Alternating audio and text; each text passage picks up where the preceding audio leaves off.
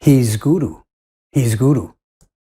Before I get to the second question, let me point something very interesting out. I have proven without a doubt that at least Tamal and Satsvarup, and likely the others present in that meeting, knew that Srila Prabhupada had been speaking of setting up a Ritvik system prior to this meeting. At least some of them, at least Tamal and Satsvarup knew this. And they were satisfied with that. The nature of these two questions they asked wasn't aimed to challenge that Ritvik system. They weren't asking Srila Prabhupada if what he was planning on doing was scripturally sound or not. They were only asking how to conduct these type of initiations. And they just wanted to know if the Ritvik would be worshipped like a guru or not. But all of them were surrendered to accepting whatever system Srila Prabhupada wanted. These GBC men were Srila Prabhupada's loving disciples. And if this was what he wanted, they would accept it, that's all. The same way they had accepted all the previous aspects of the Ritvik process over the previous 7 to 9 years, as Srila Prabhupada had delegated more and more aspects of the initiation process. First, he delegated assessing the new bhaktas. He had delegated that process to the temple presidents. He delegated performing fire yagna, and then he delegated chanting on the beads and giving spiritual names even. He delegated chanting the Gayatri mantra in the ear of the new Brahmin initiate. Srila Prabhupada had at different times delegated all these different aspects. And when he did so, there is no record at any of his disciples of ever having objected or challenging the validity of what Srila Prabhupada was doing. No one asked him to justify that he could delegate these aspects. No, whatever Srila Prabhupada told us, we all just accepted it. And that was the same here with these men regarding this Ritvik system. These men were prepared to accept and carry out whatever system Srila Prabhupada instructed them to set up. There have been Ritvik Ras supporters over the years who have tried to argue that these men knew that Srila Prabhupada wanted a Ritvik system, but they wanted to be guru so badly that they purposefully went against his desires and lied to all of us and what Srila Prabhupada really wanted. No, I do not support that at all. And there is no evidence of that. The evidence does not show this. Although the evidence does show that these men made mistakes and they misunderstood what he was saying in the remaining part of this conversation. And I do conclude the reason why they misunderstood was because they had those strong desires to want to be guru. But they went into this meeting fully prepared to accept and implement whatever system, including the Ritvik representative system that Srila Prabhupada wanted. But still, they had strong mundane desires, and that is what caused them to totally misunderstand the rest of the conversation. Tamal and Hamsaduta have both admitted that they had strong desire to want to become the or one of the next gurus after Prabhupada left. From the 1980 Topanga Canyon, Tamal Krishna is speaking, and I'll quote, "Actually, Srila Prabhupada never appointed any gurus. He appointed 11 Ritviks. He never appointed them gurus. Myself and the other GBC have done the greatest disservice to this movement the last 3 years because we interpreted the appointment of Ritviks as the appointment of gurus.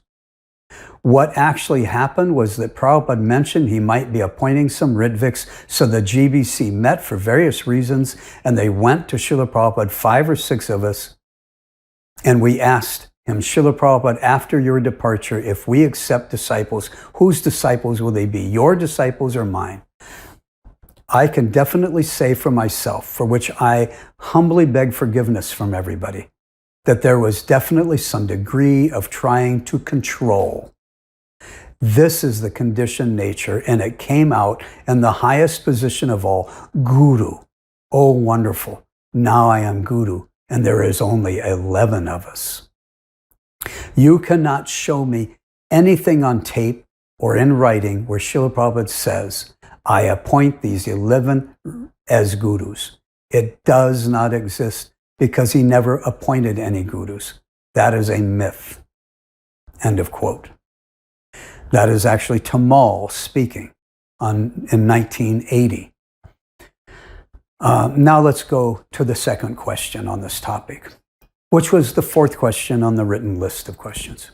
The question as it was written down was 4.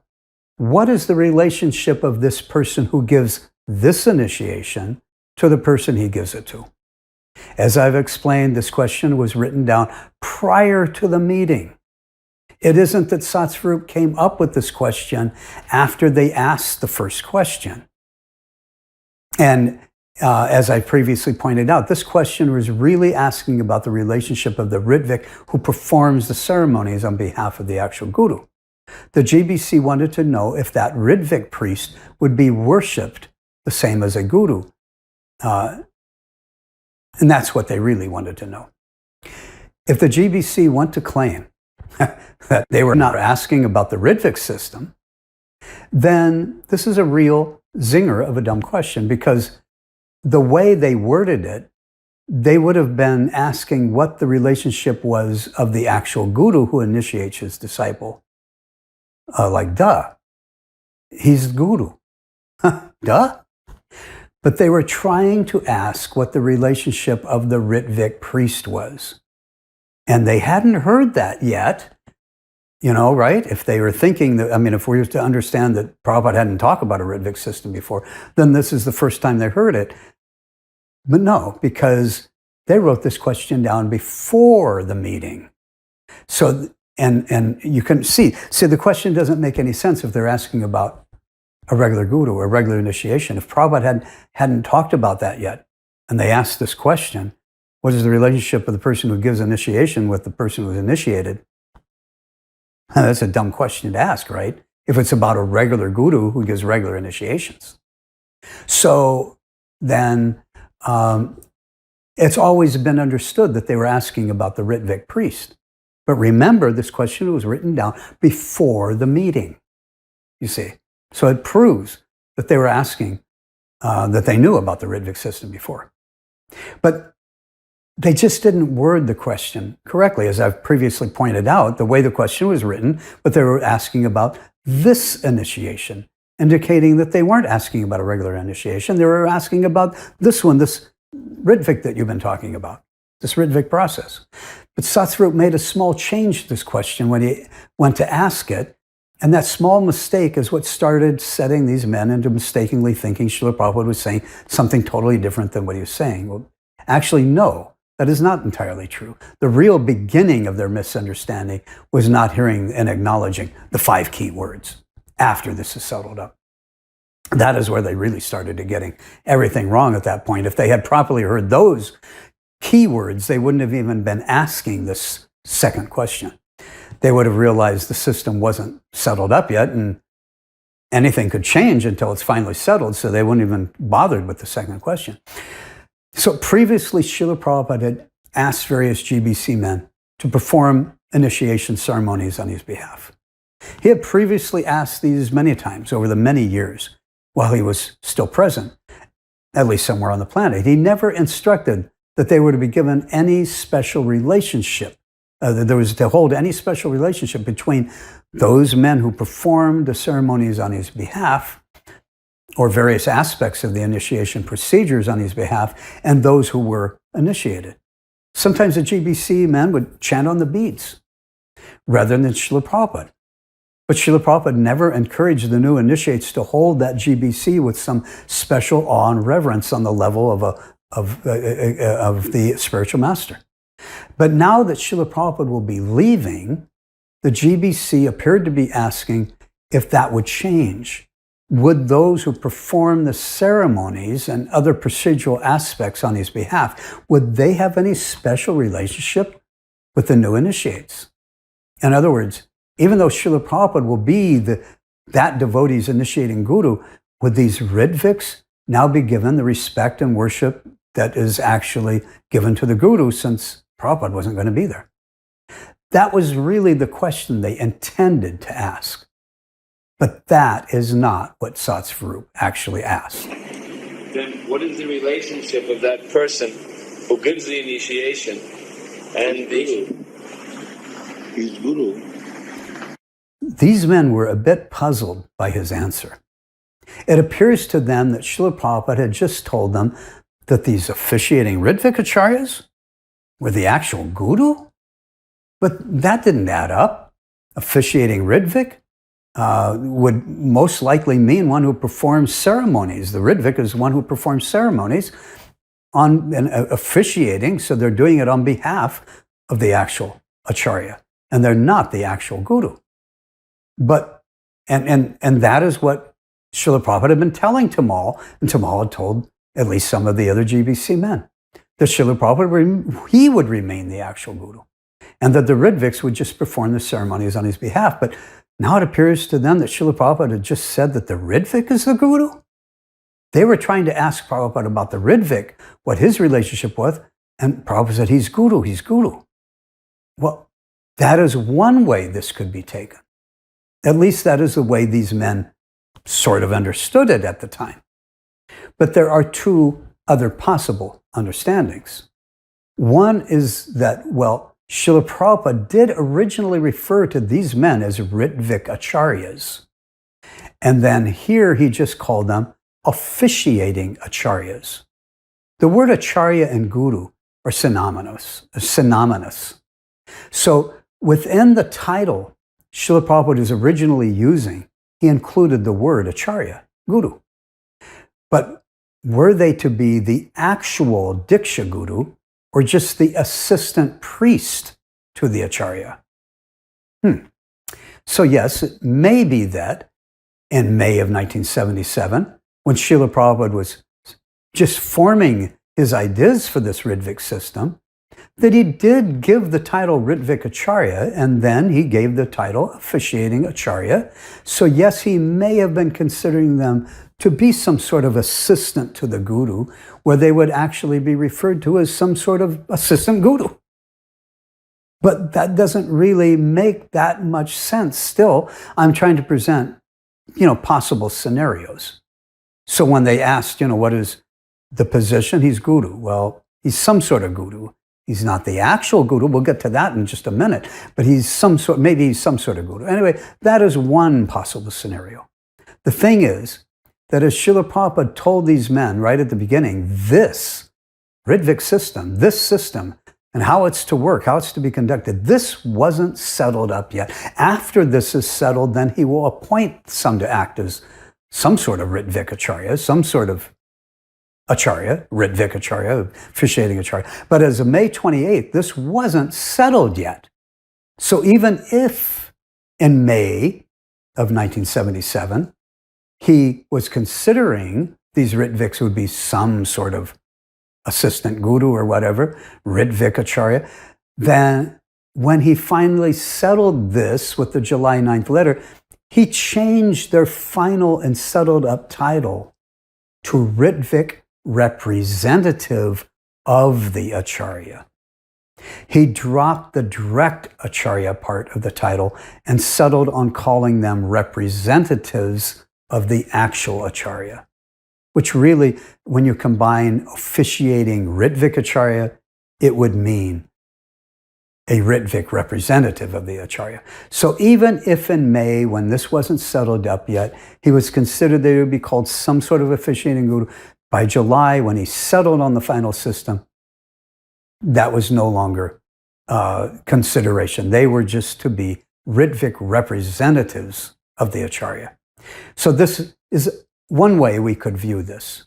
And another way was, number two, Srila Prabhupada wasn't referring to the Ritviks at all when he answered Satsvarup's question. Satsvarup was intending to ask if the Ritvik would hold any special relationship with the newly initiated devotee. But there was this problem. The way this question was written down on the prepared list was to ask about the person who gives this initiation, but Satsvarup changed this to the, a rather seemingly benign mistake. But what this turned the already not that clearly written question, and it turned it into something even much more unclear. The question no longer pointed to the Ritvik who performs this Ritvik initiation, but rather to the person who gives the initiation. Srila Prabhupada didn't even let Satsvarup complete his question. He simply interrupted and said, "He's Guru. He's Guru." But who gives the initiation? The Ritvik performs the ceremony, but he is not the one who gives initiation. Now, some may complain that this is splitting hairs. They will argue that Srila Prabhupada understood that the question was asking about the relationship between the Ritvik and the initiate. But I disagree. Yes, used here in this question, the term give initiation could have been taken to refer to the Ritvik or to the actual Guru who is really giving the initiation. However, it really only makes sense if Srila Prabhupada took the term in the literal sense to mean the Guru who actually gives the initiation. This isn't about splitting hairs. It's about understanding this issue, understanding the conversation properly. For example, in 1975, I was given Brahman initiation by Srila Prabhupada. But His Divine Grace wasn't physically present at the initiation ceremony. He wasn't present at the LA temple where the initiation ceremony took place. The devotee who performed the ceremony was His Holiness Hridayananda Maharaj. He acted as the Ritvik priest by performing the ceremony on Srila Prabhupada's behalf. Oh, we didn't use that term Ritvik representative then, but that was his function. That was the function he performed. He was the Ritvik priest. He performed the initiation ceremony as a Ritvik representative of Srila Prabhupada. Yet Hridayananda Maharaj wasn't the person who gave me initiation. I was given Brahman initiation by Srila Prabhupada, not by the Ritvik priest. And that is the way we all of us talk that way. And we referred to this like this at that time. In 1975, no one referred to Hridayananda or any other of the GBC whom Srila Prabhupada had authorized to perform these ceremonies on his behalf. No one ever referred to those devotees. Oh, he was the one who gave me initiation. Oh, Hridayananda gave me Brahman initiation. No one thought of it in that way. No one spoke of it in that way. He performed the ceremony on behalf of Srila Prabhupada, but Srila Prabhupada is the one who gave me the initiation. This is not splitting hairs. This is how we spoke. This is how we referred to it at that time. This was the correct and proper terminology. While some may argue that Srila Prabhupada really knew what Satsvarup was intending to ask, I completely disagree. Because in the overall view of the situation, it would make no sense. To reinforce this point as a hypothetical example, I will ask a slightly different question, but using that same terminology. Say someone were to have asked Srila Prabhupada, what do they call the person who gives initiation? He's Guru. He's Guru.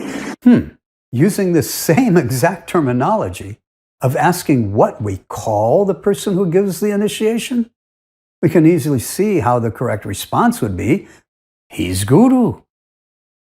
Such an answer would be expected and proper. What do we call the person who gives initiation? He's Guru.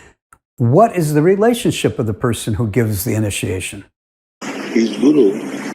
So we can see asking what we call the person or what is the relationship. Srila Prabhupada most certainly could have taken the question in this way.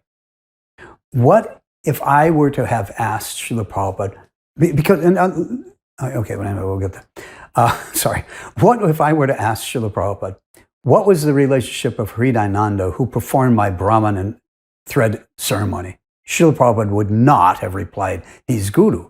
No, there was no special relationship. He was a senior godbrother who Srila Prabhupada had authorized to perform the ceremonial procedures on Prabhupada's behalf, and that was all. Again, if we were to have asked, what do we call the person who gives initiation? He's Guru, would be the correct response. What do we call the person who performs the ceremonies? He's a Ritvik priest. Totally different answers depending upon the terminology and the words asked. What is the relationship of the person who gives initiation? He's Guru. What is the person called who gives initiation? He's Guru. The reply Srila Prabhupada gave was the proper answer in regard to the terminology of the question that was asked. Srila Prabhupada was asked referring to the actual Guru who gives the actual initiation and not. He was not being asked about the Ritvik representative who simply performs the ceremony on behalf of the actual Guru. But another objection I have seen to this understanding is that this would mean that when Srila Prabhupada replied, he's Guru, he would have been referring to himself, but in the third person. Since in this Ritvik representative system, he would still be the one who's giving the initiation. The objection, they say, is that they argue that Srila Prabhupada wouldn't have replied referring to himself in the third person. Well, my counter argument to this is that he did so because of the way the question was asked and the situation. First of all, I'm going to insert here, just if you asked, if someone had asked Srila Prabhupada, what do you call the person who gives initiation? He's Guru. Even if Srila Prabhupada was being asked about himself in that way, he was being asked in a third person sense, because they weren't asking, we're just going to go to that hypothetical question, that if someone had asked Srila Prabhupada, what do you call the person who gives initiation? Oh, he's Guru. And yet Srila Prabhupada is the one who's giving initiation. So if you ask Srila Prabhupada, what is your position to the person who's being initiated? Oh, I'm Guru, I'm Guru. See, then he would have answered in the first person. But if you just ask in the third person in this, you're just asking about the general system. What do you call the person who gives initiation? He's Guru. What do you call the person? What's the relation of the person who gives initiation? He's Guru.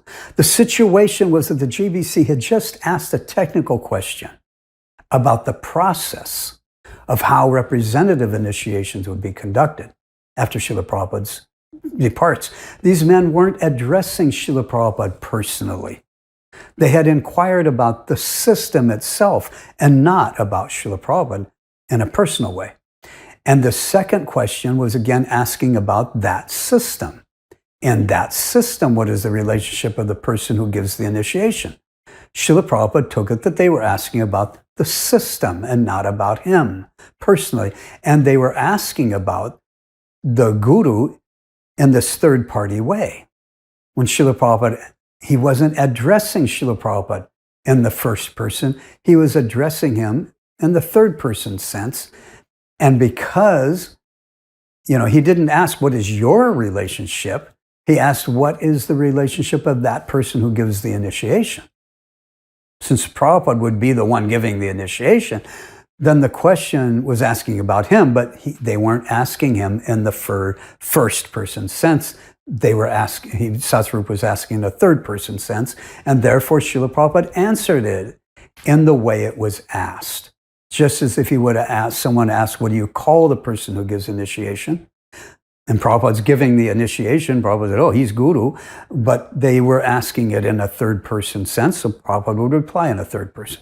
Instead of saying, I'm Guru, because they didn't ask, what is your position? What do you call that? You who are giving the initiation, what do you call the person? So what's the relationship? Anyway, so they're asking in a third person sense, Prabhupada replied in that third person sense. So it is not all that unusual, for him to have replied in that way. As I said, the question was not worded properly. Because of that, and because the details of this system were not settled yet, this answer that he's Guru is not something that we can pin anything down and say, no, Prabhupada wanted the Ritviks to be Gurus. It's not there. That is not a substantial question or a substantial argument, because that question is so vague it could have been interpreted in many different ways, and it didn't make sense in the way that he had asked it. So, and especially given the next question and the response. When Srila Prabhupada said that he's Guru, it is also revealing that Satsvarupa's response was, he asked, but he does it on your behalf. as I have been arguing, I've proven that Srila Prabhupada spoke of the Ritvik system prior to this meeting, and that Tamal had shared this with at least Satsvarup. And what Srila Prabhupada had told Tamal previously, according to Gauridas Pandit, who was, the only other person present when Srila Prabhupada spoke with Tamal and explained this system, was that the Ritviks would only conduct the ceremonies on behalf of Srila Prabhupada, and His Divine Grace would remain the actual Guru. Thus, even though Satsvarup thought he was asking what the relationship was of the Ritvik, and he thought Srila Prabhupada was saying that the Ritvik is Guru, but Srila Prabhupada is actually answering about himself in the third-party sense, but that isn't the way the question was asked. But anyway, Satsvarupa is thinking that Prabhupada had just said that the Ritvik was Guru. But that wasn't what Tamal had told them that Srila Prabhupada had said. So, he had said that the Ritviks would be officiating, performing on behalf of Srila Prabhupada. So Satsvarupa asked, but he does it on your behalf, because he's convinced that this Ritvik will be initiating on Prabhupada's behalf, because that's what Tamal had told them that Srila Prabhupada had said. So even though he's hearing that Ritvik is Guru, or this priest, the person who's conducting the initiation is Guru, he still said, but he does it on your behalf. Now wires are getting crossed all over the place.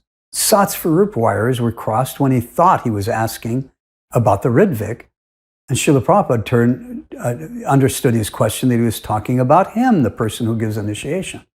So why is Satsvarup now asking Prabhupada if he does the initiation on his own behalf?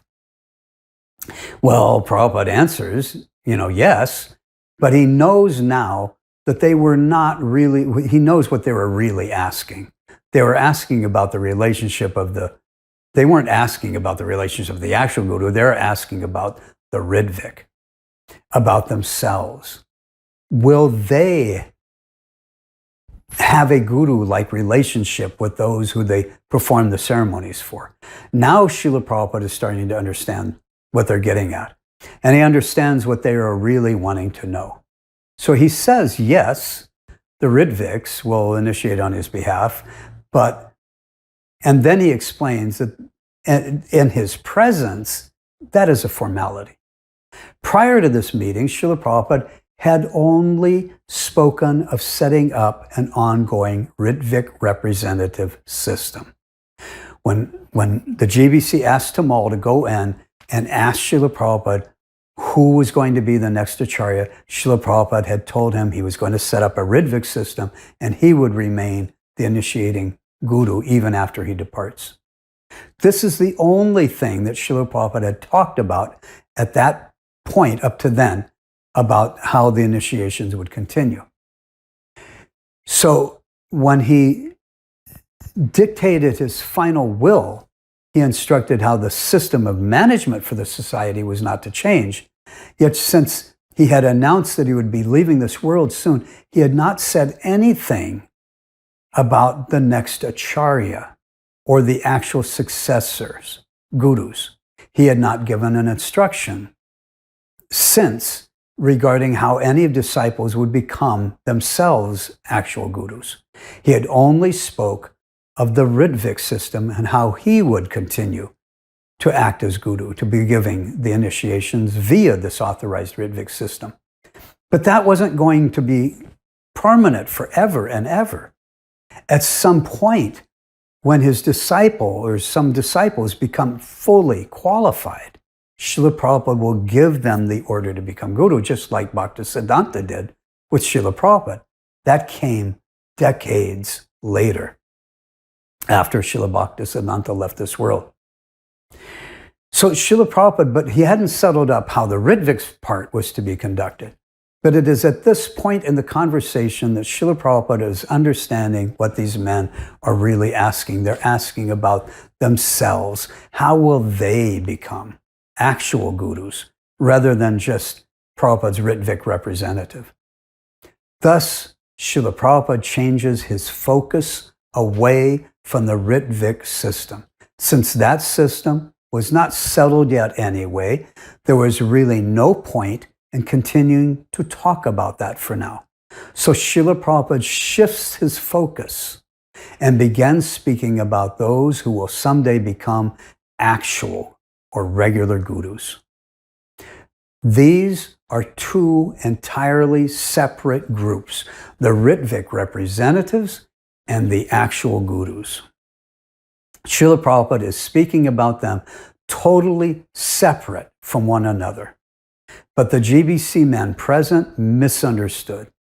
They hadn't changed their focus along with Srila Prabhupada, so they continue to ask about the Ritvik representatives.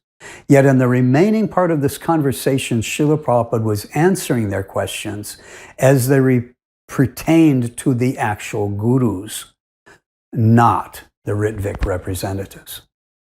The GBC men didn't understand this, and they wound up getting totally and completely lost and misunderstood what Srila Prabhupada was saying in the remaining minute of this conversation. And that, and there was ample misuse of words, somewhat on both sides, actually, as I will show.